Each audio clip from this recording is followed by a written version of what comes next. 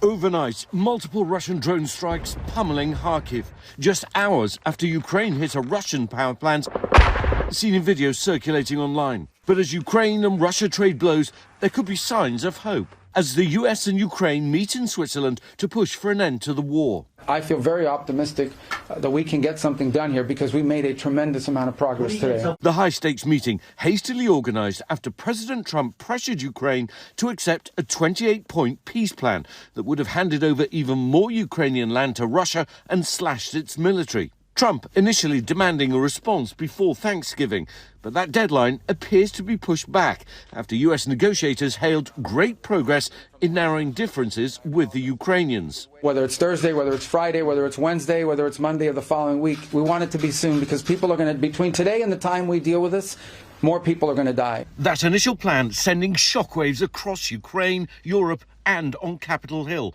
with some saying Ukraine shouldn't sign without more ironclad security guarantees. For without that, I would not advise Ukraine to sign this. Now, Ukrainian President Volodymyr Zelensky saying there are signals President Trump's team is hearing us. Right now, we are at a critical moment, and we are working closely with the United States, with European partners, with many others to define steps that can end Russia's war against us, against Ukraine, and bring real security.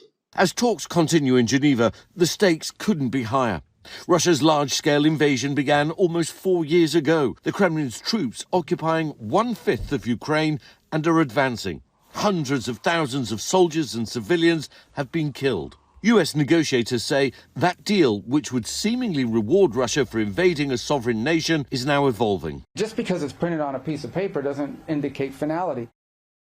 Well, the Kremlin is saying today that they haven't received any specific information or plans, but they have read the statements following the discussions in Geneva. Of course, it's something that both the Kremlin and Kyiv are tracking closely. But I think it's worth adding that the gulf between the two sides, the sticking points, if you like, are no less than they were 4 years ago.